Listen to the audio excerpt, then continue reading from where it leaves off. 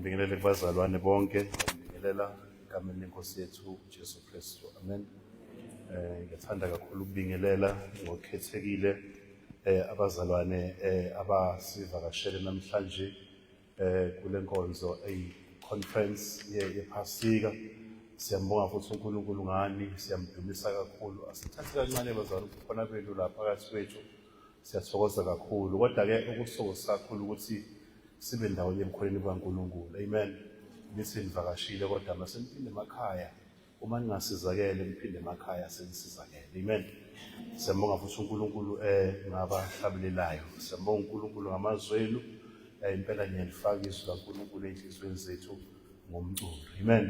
Baba Mabhida komphambi kwenu sindisiwe ngumntwana kaNkulunkulu. Ngixolela izono zami bazalwane, ngangisona esibi. Ngeza kuyena, yena wasiyangthethelela. Amen. Namhlanje ke bazalwane umkhosi omkhulu. Isijwayelekile lento bazalwane yokuthi sisho njalo sithi umkhosi omkhulu wephasika ngoba njalo ngesikhathi esinqunywayo sonyaka sike sibe nalezi inkonzo esiya kuzona zephasika, kwenziwe zonke lezi zinto ezenziwayo ey'nkonzweni zephasika, ukudumisa, ukushumayela nakho konke okunye. Amen. Ukuhlanganyela ndawonye kwabazalwane. Amen. Siyambonga kakhulu uNkulunkulu ngazo, kodwa sekube yinjwayelo ukuthi siye ephasikeni silimake emakhalendeni, kodwa the day liphela iphasika siphinde impilo zethu ey'ndala, impilo zobumnyama. Amen. Ngoba le nkonzo kumele kube inkonzo esikhumbuzayo ukuthi thina sikhululiwe emaketangweni, isitha esingusathane abade sibophe ngawo. Amen. Uma sizwa ukuthi kuzoba khona inkonzo yephasika noma sifika kule nkonzo yephasika kumele sifike singene sithuthumele. Amen. Ngoba sikhumbula umsebenzi uNkulunkulu awuphelelisile endodaneni yakhe Jesu Kristu. Amen. Ngaleso sizathu bazalwane ngiyacela ukuthi siphinde sifunde izwi likaNkulunkulu, incwadi yamaHebheru chapter 4 sizofunda kuverse 14 intshumayelo yethu iphele kuverse 16. Ngiyacela nje bazalwane ngokuthobela nokuhlonipha again izwi likaNkulunkulu, ngiyacela sonke okade sifundela sonke siphakame sithobela izwi likaNkulunkulu. Uma siqeda ukufunda kabe siya esikhulekela. Amen. Asezinjalo ke bancane. Amen. KumaHebheru chapter 4 verse 14. Isihloko sithi sinompristi omkhulu ongasisiza. Verse 14. Ngakho-ke lokhu sinompristi omkhulu kakhulu odabule amazulu, uJesu indodana kaNkulunkulu. Masibambelele kuso isivumo sethu. 15. Ngokuba asinaye umpristi omkhulu ongenakuzwelana nobuthakathaka bethu, kodwa lowo olingiwe kukho konke njengathi, ebe engenasono. 16. Ngakho-ke masisondele ngesibindi esihlalweni somusa ukuze samukeliswe isihawu, sifumane umusa wokusiza ngesikhathi esifaneleyo. Singakhuleka. Baba wethu ongcwele, ngamini likaJesu Kristu waseNazaretha, Nkosi, izwi lakho liphilile, linamandla. Nkulunkulu wethu ongcwele, siyakhuleka nakulesi sikhathi. Nkulunkulu wethu ongcwele, ukuthi ngalo mawusebenza iy'nhliziyo zethu. Nkulunkulu wethu ongcwele, silizwe. Nkulunkulu wethu onamandla okhuluma nathi, egameni likaJesu Kristu waseNazaretha we pray. Amen. Amen. Sihlala phansi. Ubaba okade emla ngaphambi kwami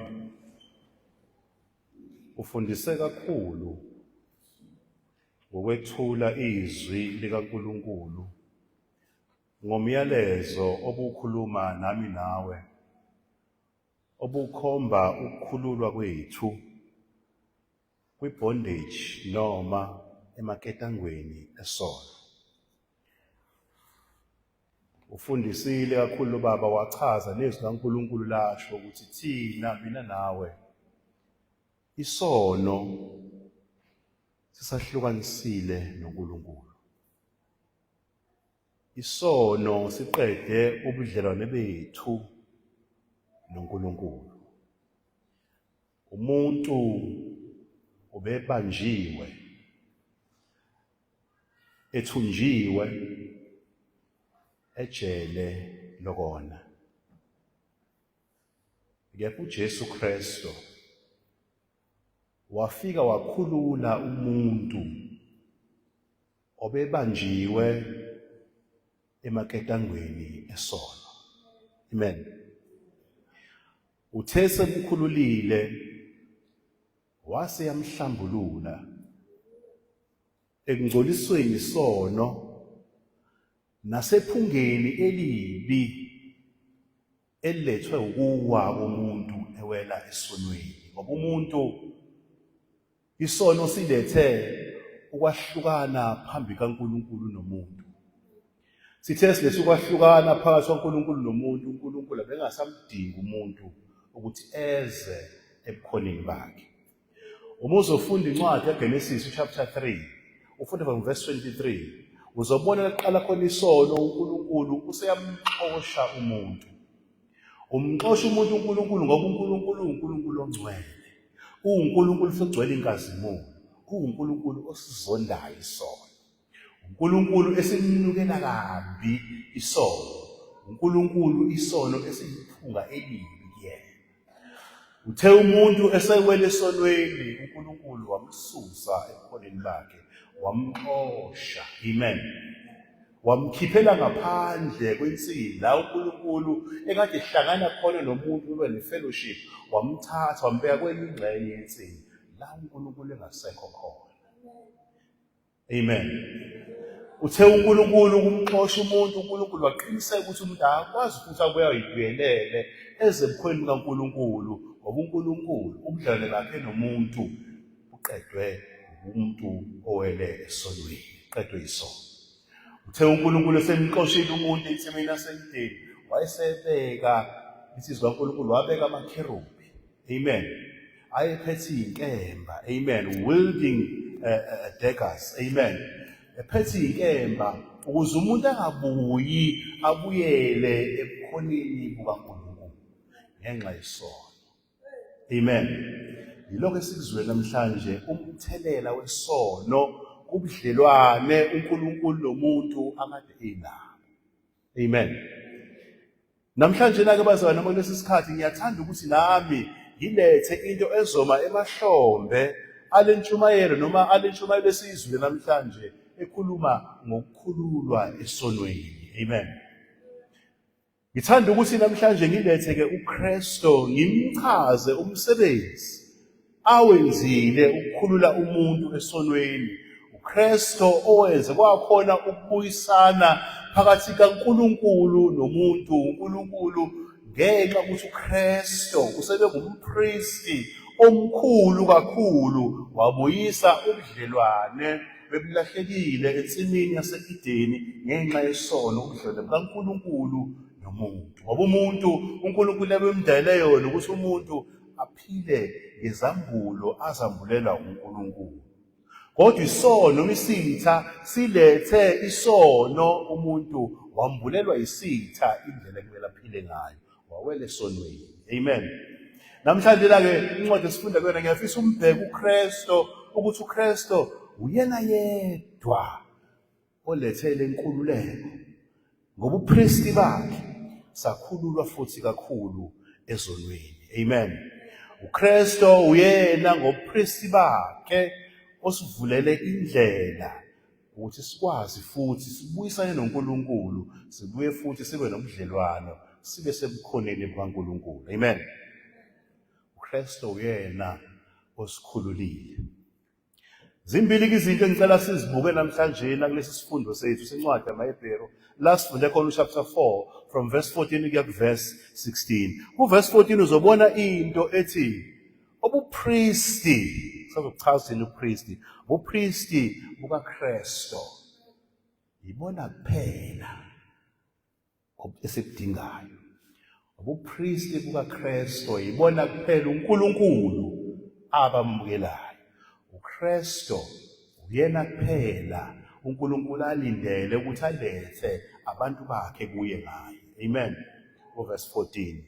Verse 16 sobona into no verse 14 to verse 15.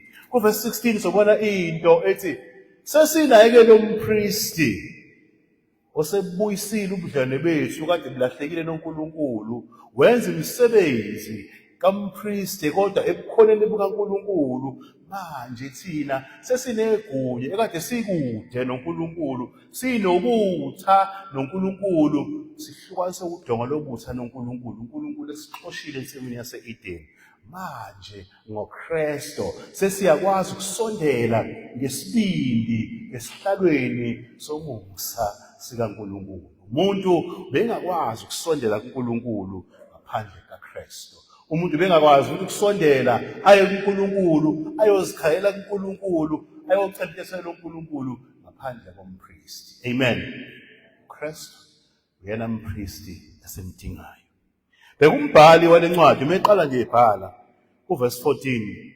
Sobuka lento priesthood noma ubupristi bukaKristu ukuthi yibona kuphela esidingayo, yibona futhi kuphela ngalesi sikhathi uNkulunkulu abamukelayo. Amen. Umbhali nje meqala uyayiqala indaba yakhe uqala uveza ukubaluleka ukuthi ubupristi bukaKristu buphelelisiwe ngokwentando kaNkulunkulu. I-role noma umsebenzi yompristi uNkulunkulu seyiphelelisile kuKristu. Bheka lapha kuverse 14 uthini? Uthi ngakho ke lokhu sinompristi omkhulu odabulile amazulu. Ngicela usime nje lapha. Athi indodana kaNkulunkulu.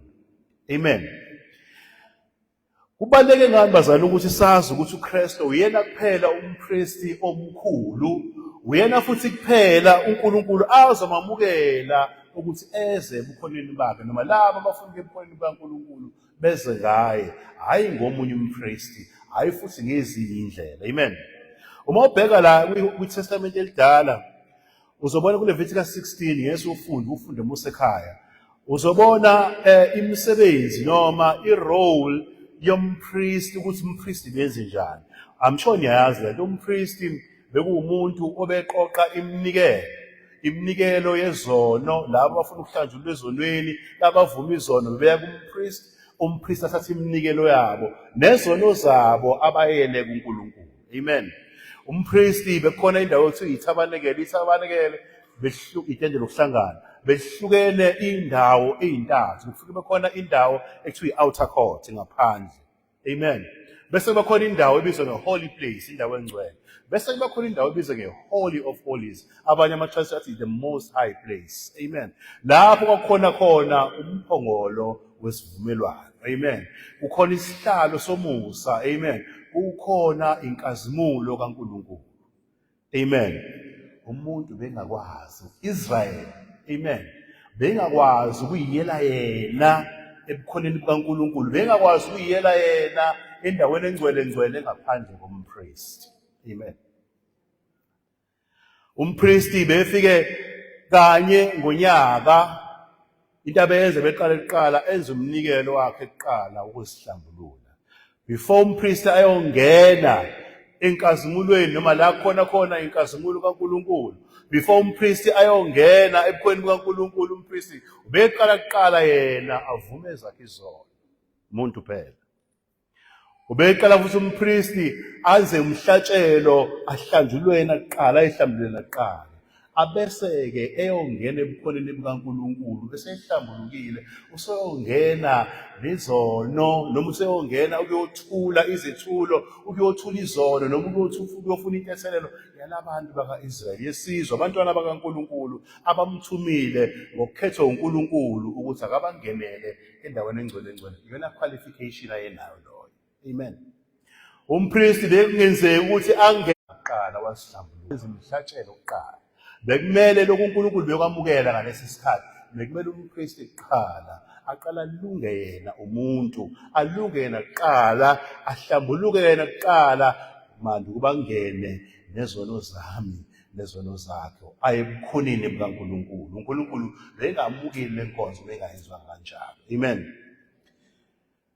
ukwenze lokhu bekwenzeka lokhu once a year afika avume zakhe zokuqala umpriest enza imihlatshelo yakhe kuqala abesenza imihlatshelo yesizwe sonke saka-Israyeli. Kepha manje umbhalo lencwadi uthi sinompristi omkhulu, amen, odabulile amazulu. Uyamusho ukuthi indodana kaJesu Kristu, indodana kaNkulunkulu. ITestament elidala belibheka uAaron, libheka abaLevi, libheka abapristi abakhulu ukuthi ibona abangena endaweni engcwele. Kodwa manje umbhalo wencwadi yamaHebheru uthi thina bazalwane, thina bantu sesinompristi omkhulu kakhulu. Amen. He is greater than Aaron. He is greater than Moses. Amen. Mkhulu nabanye abapriesti. Amen. Lithi zikaNkulunkulu uyena udabulile amazulu. Amen. Khumbula endaweni engcwele bekufike khona isihenqo, iveil. Amen. uKristu mayefa lesihenqo lesi sidabukile. Amen. Wasiyangena endaweni engcwele ngena nezono zami nawe. Ingakho uKristu kuyena kuphela esimdingayo njengompristi omkhulu, njengomnxuseli omkhulu, njengommeli omkhulu phambi kaNkulunkulu. Amen. Ngoba umuntu akakwazi ukwenza lokho ngoba uNkulunkulu leso sikhathi sesaphela. Umpristi akasakwazi ukuyela umuntu ebukhweni bukaNkulunkulu. Futhi nemihlatshelo, igazi leyimbuzi, igazi leyinqama, igazi leyinkunzi, elamajuba, uNkulunkulu uthini? Alisasizi ngalutho, alisenzi umsebenzi. uNkulunkulu kuphelelisile konke lokho ngesikhathi indodana yomuntu ilenge esiphambanweni. Amen. Ngesikhathi kudabuka isihenqo sethempele, mina nawe bese sikwazi ukungena siye ebukhweni bukaNkulunkulu. Lo besingena ubudlelwane nalo, ubudlelwane buphelile, kuphele bafa ensimini yase-Eden ngenxa yesono. Amen. Kepha ngoKristu ngokufa kwakhe, umkhosi wePhasika umayelana nalokho. Sinompristi omkhulu, udabulile amazulu. Amen. Wehla weza emhlabeni. Amen. Wafike ngokufa kwakhe isihenqo sethempele sadabuka. Abantu abahlulekayo njengami nawe sebeyakwazi ukuyingenela. Awuyingeneli kuphela kodwa ungena ngoKristu. Ngoba uyena umpristi omkhulu futhi uNkulunkulu azomamukela. Uyena obumhlatshelo uNkulunkulu awuphelelisile wabona ukuthi it's enough. Ngobuza lendodana yakhe enguKristu Jesu. Yonke eminye imihlatshelo engenziwa manje ithi isa kuNkulunkulu, uNkulunkulu akayamukeli. Iyaqhubeka iyiphunga elibi kuyena, imnukela kabi ngoba uNkulunkulu ufuna uma uye ebukhoneni bakhe abheke indodana yakhe abesebheka wena. uNkulunkulu uzomukela labo abeza kuye ngoKristu, hayi abeza kuye ngezinye indlela, hayi abeza kuye ngenkolo, abeza kuye ngebandla, kodwa beza kuye ngoKristu. uNkulunkulu banikile igunya abantu ukuthi abaye ngoKristu ngoba isihenqo sethempeli ngokufa kaJesu sadabuka. Uma kukhona into ekhona enhlizweni yakho ethi ngidinga ubaba uMabhida, ngidinga ubaba uMhlongo, ngidinga ubani ukuze ngebukhweni kaNkulunkulu, cha, ugejile. Isihenqo sethempeli sidabukile. Nawe usunelungelo lokuzingenela endaweni engcwele ngoba uKristu usekwenze konke. Amen. Uthi umpostoli Paul meyifakaza lento yesihenqo sethempeli nobupristi obukhulu bukaKristu ngoba uncwadi kaTimothy mekhuluma noTimothy, 1 Timothy chapter 2 verse 5, uthi umpostoli Paul ngokuba Timothy ngokuba munye uNkulunkulu. Timothy munye futhi nomlamleli phakathi kaNkulunkulu nabantu, athi umuntu uKristu Jesu. Leli vesi ke bazalwane ilona elingenza ngikholwe kakhulu ukuthi ibandla lamakhatholika elibheka ukuthi umuntu kumele aye kumpristi ukuze avuke izono zakhe. Izwi kaNkulunkulu lithi umuntu ongumxhumanisi phakathi kaNkulunkulu nabantu umpristi omkhulu uKristu Jesu. Hayi uPope, hayi ibhishophi, hayi umfundisi, hayi umpristi, kodwa uKristu Jesu. Amen. Amanye amabandla kutshela ngabaprofeti abakhona ezweni lakithi uShembe. bathi no uyakwazi uyakushare ngafika kucela into ethelelo. Kodwa leli vesi ngimi kulona ngesibindi sokuthi munye uNkulunkulu. Munye futhi umxhumanisi phakathi kaNkulunkulu nabantu akekho munye umuntu uKristu Jesu. Imithetho yebandla ayikuxhumanisi, amen, noNkulunkulu. Amen. Ama-rituals esiwenzayo emakhaya sinyonyoba sisindisiwe. Amen. Impepho lento yamadlozi, amen, ayiyisi ebukhoneni bukaNkulunkulu. I meditate on your behalf because uNkulunkulu will only accept one sacrifice. Wodwa umhlatshelo uNkulunkulu azowamukela okaKristu Jesu. Igazi uNkulunkulu ezomnukela kahle igazi lendodana yakhe uJesu Kristu ngoba udabulile amazulu. Amen. Uyindodana kaNkulunkulu. Amen. So ke bonke labo abazuza kuNkulunkulu ngendodana yakhe uNkulunkulu uzawamukela because uNkulunkulu benza ngalomuntu uNkulunkulu amisile ukuthi akabe umpriest omkhulu. Irole ebidlalwa umpriest kwiTestament elidala seyidlalwa uKristu kodwa uKristu uyidlala kubantu abasindisiwe. Nalabo abamfunayo uKristu nabafuna uNkulunkulu kumele baye kuNkulunkulu ngoJesu. Ayikho enye indlela. Amen. So ke siyalibanga leli vesi nalabantu abathi khuleka kuMaria, abathi khuleka kumasango, bakhomba abaprofethi abakhona emhlabeni wonke bathi no uNkulunkulu kaBabamabhida, uNkulunkulu kaTB Joshua, uNkulunkulu kaTD Jakes, uNkulunkulu kaNjomane, uNkulunkulu waseSound Doctrine Fellowship, uNkulunkulu wasePostoli, uNkulunkulu waseMaromeni, uNkulunkulu wakuliphi ibandla. Asikhuleki kuNkulunkulu kamuntu, asikhuleki kuNkulunkulu kabani, sikhuleka kuKristu ngoba uKristu uyena kuphela omhlatshelo uNkulunkulu awamukelayo. Uyena umpriest ogazi angaliletha, akalethi igazi leyilwane, kodwa lo mpriest uNkulunkulu ufika athule igazi lakhe. Igazi lakhe bazalwane ahlenga abantu bakaNkulunkulu ngalo. Amen. Alikho elinye igazi uNkulunkulu azolamukela ngaphandle kwegazi lendodana yakhe. Amen. Uma ufuna ukuya kuNkulunkulu sikhohle zonke lezi ezinye izinto ubheke kuKristu. Uyena umpriest, uyena mlamleli, uyena mxhumanisi. He is the only mediator phakathi kaNkulunkulu nabantu. Bonke laba abanye abakwazi ukuyenza le role. Angiyichaze lento bazalwane ukuze icace. Uyabona enkantolo mina makuthiwa sisenkantolo before ijudge I stand condemned, ngiyisoni. Amen. Kepha kufike othi ngizowathwala amacala kaMamcele. Thathani isigwebo konke bezoma ukuthi isigwebo sentaba nokufa kufanele kufa uMamcele ubekeli kumina. He mediates on my behalf. Athi impela ngiyeza ubufakazi against uBabamabhida. uBabamabhida ufanelwe isigwebo sentaba, ufanele ukunqunjwa uBabamabhida, kodwa this mediator lo mlamleli athi cha, I will come to his place. Athi ngizoma ngime endaweni la befana ngabe kumokho lomzalwane noma lo muntu noma lesoni bese ngithatha mina icala lakhe libalelwe yini. He mediates for you. Akuthi afana nabameli bakuJoda Luyiso kahle. Akafana nabameli engathi balimhluli icala. Athi impela ubufakazi against you livume leli icala. Akuyakusho lokho. There is no plea bargain la kaKristu. uKristu we mediates justly. Wena uyibona ukuthi uyisoni, wena uyibona ukuthi isono sakho sikuhlukanisile uNkulunkulu, abese uKristu asithathe zonke izono zakho azise emthini wehlaza afika yifele. He mediates for you. In fact, lithi iBhayibheli uhlezi kwesobunene sikaNkulunkulu usenza irole kampriest. He mediates for you. Uyaqhubeka uyakunxusela, uyaqhubeka uyakukhulekela kuNkulunkulu uma wenza isono. Athi uNkulunkulu sengicikekile osisizinhle.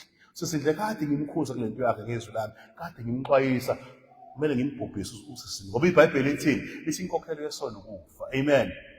Bese basithi uJesu no baba. Ngamfela usisizinhle. Ingakho ngila. Athi bheka amanxeba baba. Akusisizinhle. Amen. umpristi omkhulu udabulile amazulu, amen, wadabuka isihenqo sethempeli ukuze labo abafuna ebukhweni bukaNkulunkulu bangene ngaye, hayi ngomunye, hayi ngezinye indlela, amen. So ngento esiyibangayo nabantu abaningi ababuka ezinye izinto, babeka igazi leyinqama, babeka zonke izinto lezi ezenzwe emhlabeni bathi ziyabancusela. You are so wrong, my brother. You are so wrong, my sister. Mzalwane, unephutha, wrong. Amen. Akusindisi konke lokho. Akubuyiseli futhi ubudlelwano obulahlekile phakathi kwakho noNkulunkulu ngenxa yesono. Into ebuyisela ubudlelwano phakathi kwakho noNkulunkulu igazi likaJesu eliphalalile esiphambanweni ekuthenga, amen, ehlambula izono zakho wazikhokhela zonke, amen. Umpristi omkhulu ungena negazi lakhe endaweni engcwele ngcwele, akalixwayi uNkulunkulu, amen. Mayelifika athi this is my son, amen, amen, athi indodana yami le uthi ngeneme ngayo. That is why ezalamukela igazi lendodana yakhe, because uNkulunkulu ubeke onke amagunya wawabeka endodaneni yakhe, nobupristi obukhulu uNkulunkulu ubekile endodaneni yakhe, amen. Hayi uPhapha, hayi uMaria, hayi uShembe, hayi uMeana, hayi uLeganyana, hayi isonto, hayi ezinye indlela, hayi babuMabhida, hayi umpostoli, hayi uman of God, kodwa uKristu, amen. Kuthi verse 15, ngokuba asinaye umpristi omkhulu ongena kuzwelana nobuthakathaka bethu, kodwa olingiwe kukho konke njengathi ebe engenasono. Kunento eyintathu eyisho ilivesi engifisa uyinothise la. Eyokuqala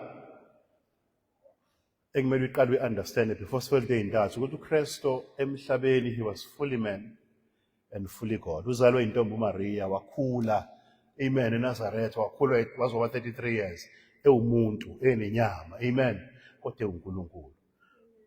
Ulingiwe uKristu, amen, njengami nawe, amen. Uthi umbhali lana uKristu ulingiwe kepha kabanga nasono, amen, ngoba umuntu angithi umuntu uma elingwa, mina nawe masilingwa siyawa siwele esonweni, kodwa uKristu, that is why uyena yedwa umpristi omkhulu nosingamamukela noNkulunkulu angamamukela ukuthi abeza ngoKristu uNkulunkulu ngoba upristi bakhe bukhulu, futhi indodana kaNkulunkulu uzomukela ngoba labo lo Kristu loyo ulingiwe, amen, elingiwe akabanga nasisono, amen. Nako kubalekile uzolana nobuthakathaka bethu. Lento yokulingwa bazalwane, ngiyafisa uyicabange uKristu nanguKristu ambamba amasosha.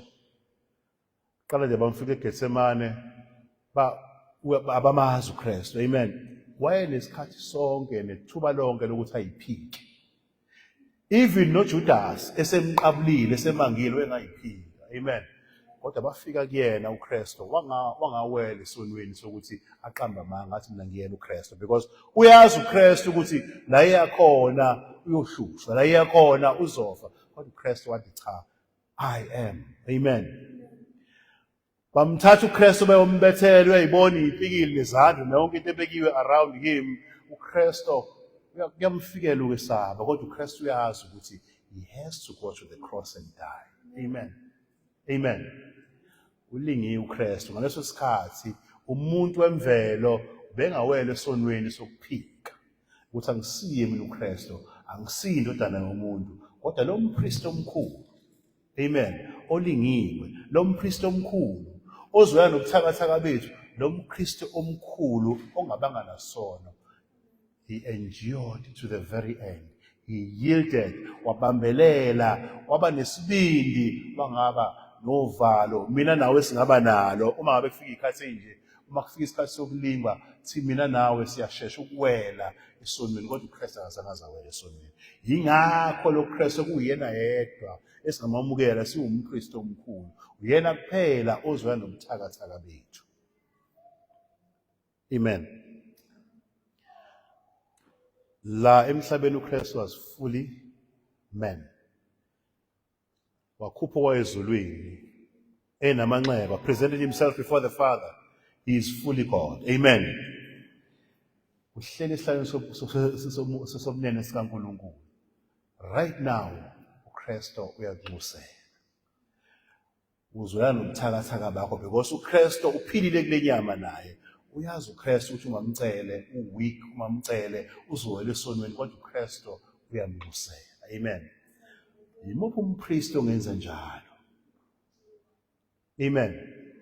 Yiliphi ibandla elingenze njalo makufika isikhathi sokuthi kube khona ukulingwa lisibandla bekezela mzalwane. Ekugcineni lithi ayi cha awuzame ngale ndlela. Amen. Kodwa uKristu he held on and he yielded. Amen. Verse 15 usho njalo. uKristu lento ukuthi udabula amazulu lento ukuthi indodana kaNkulunkulu ukuthi uyazwelana futhi nobuthakathaka bethu ithini lento bazalwane. Ebukhoneni bukaNkulunkulu sisenhlizweni kaKristu. Ngoba uKristu wafa wavuka. Waya ebukhoneni bukaNkulunkulu wayezulwini. Amen. Isizwe kaNkulunkulu uhlelo somnyama kaNkulunkulu uyisimandla onke. Uyasimusela. Amen. Sisenhlizweni yakhe ngoba uzwelana nobuthakathaka bethu. Akekho umuntu ongenza lokho. Uverse 16 uthi sorry. Uverse 16 bazalwane uthi ngakho ke masondele ngesibindi nasi sizathu masondele ngesibindi esihlalweni somusa ukuba samukeliswe isihawu sifumane umusa ukusiza ngesikhathi esifanele. Isona sibambelo sethu nesivumo sethu lesi sinaso. Siya esihlalweni somusa ngesibindi ngenxa kaKristu. Eqaleni bekungumpriest. Besingakwazi kuya ngesibindi ebukhweni bukaNkulunkulu ngoba kukhona inkazimulo kaNkulunkulu. Amadodana kaAroni enza isono afa ebukhweni bukaNkulunkulu. Amen. Ngepha thina ngoKristu ngoba ukuxola kwezono zethu konke kubuye siya ngesibindi esihlalweni somusa sikaNkulunkulu siya ngoKristu. Sifike sifumaneni bazalwane isihawu. Kumele sikwazi kodwa ukuyihlukanisa lezi zinto. Singena ngoKristu endaweni engcwele. Singena ngoKristu esihlalweni somusa, sifike sithola umusa. Umusa yini bazalwane ukuthi kuhoxiswe into ebikufanele.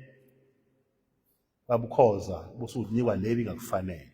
Yini ebifanele mina nawe? Ulaka likaNkulunkulu ngenxa yesono. Kodwa uNkulunkulu uyalihoxisa ulaka lwakhe lonke, uyalithatha ulibeka phezulu indana yakhe. Uthola isihawu wena. Ziyaxolela izono zakho zonke isizwe kaNkulunkulu ongasenzanga isono. uNkulunkulu wamenza isono ukuze thina sibe ngokulunga kukaNkulunkulu. uKristu kuphela. Amen. Siya negunya, siya ngesibindi esihlalweni somusa ngenxa kaJesu. Amen.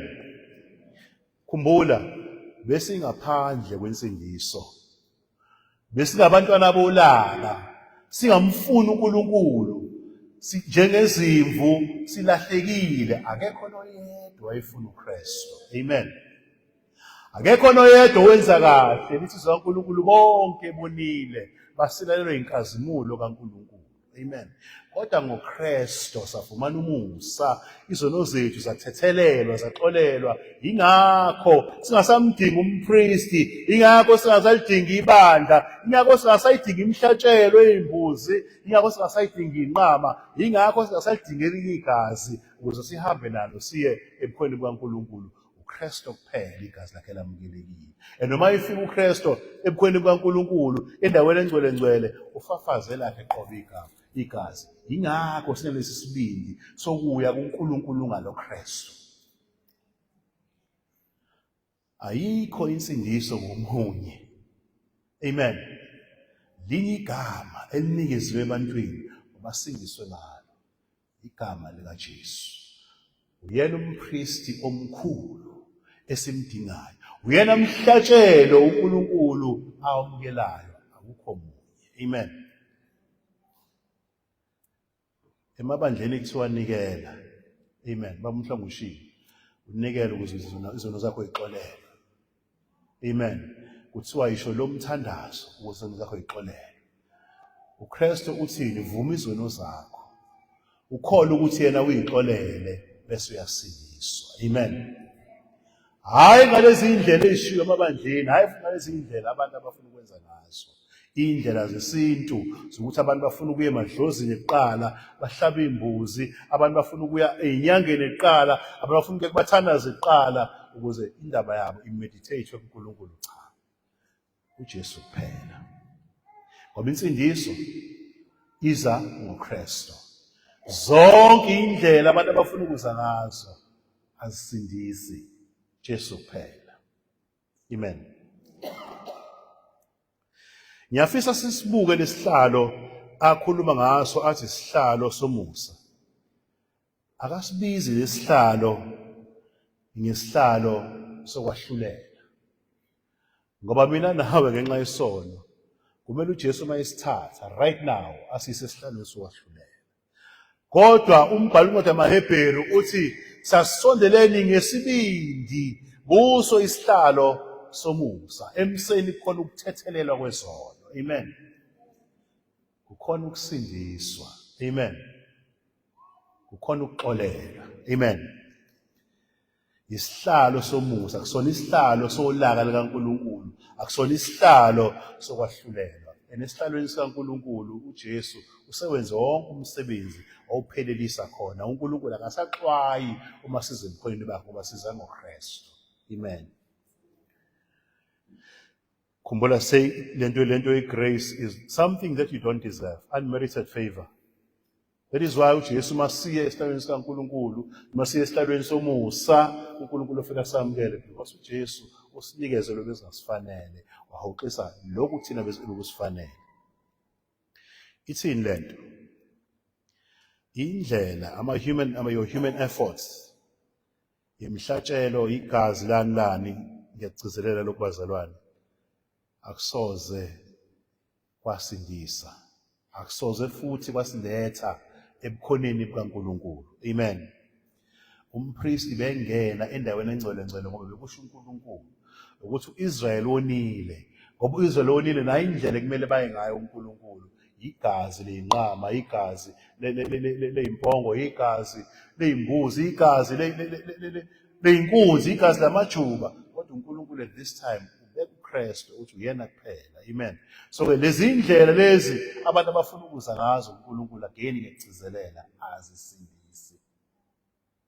uNkulunkulu akazamukelile. And uma usakholelwa ilezi indlela uchaza ukuthi lenkululeko yokukhululwa esonweni etholakala kuKristu, lenkululeko yokukhululwa kulezi zinto zama-traditions enziwayo are-human, awukasizakali kusona. Amen. Usabanjiwe, usaboshiwe izona. Amen. Ngoba usayikholelwa lezi zinto. Amen. And isitha esiwusathane sikubambile ngazo ngoba usathane ufuna abantu azobhubha kanye nabo. Uqapheni kanye nabo. Bakhomba kwezinye izinto abakugudluza eqinisweni likaNkulunkulu uJesu Kristu. Amen. Uma usakholelwa khona, xwaya. Woe unto you. Uyedwa umpristi uNkulunkulu ambekile, indodana yakhe enguKristu Jesu. Amen. Uyena okhokhe inhlawulo yezono zethu yonke yapheleliswa kuyena. Lonke ulaka likaNkulunkulu elifanele mina nawo uNkulunkulu olubekile walidedela kuloKristu. Konke ubuhlungu okufanele bizwe mina nawe ngenxa yesono, nangulo mpristi omkhulu odabulile amazulu uNkulunkulu ukubeke phezukwakhe. Yingakho kumele masondela kuNkulunkulu, sondele ngoKristu. Yingakho uma sifuna ukusondela ebudlelwaneni bethu noNkulunkulu kumele sisondele ngaye, ngoba uyena umpristi omkhulu odabulile amazulu futhi uyena umlamleli phakathi kwaNkulunkulu nabantu. Amen. uNkulunkulu uyaqinisekisa lokho. Uthi uJesu mekade ebhabhadiswa mephuma emanzini. Amen. athi le indodana yami engithokozile ngayo. Amen. Athi zwini. Uma eseyivula umlomo yena indodana ithi mina, usho uJesu wena, uthi mina ngiyindlela, athi mina futhi ngiyiqiniso, athi futhi nangokuphila, athi akekho oya kuBaba ngaphandle kwami.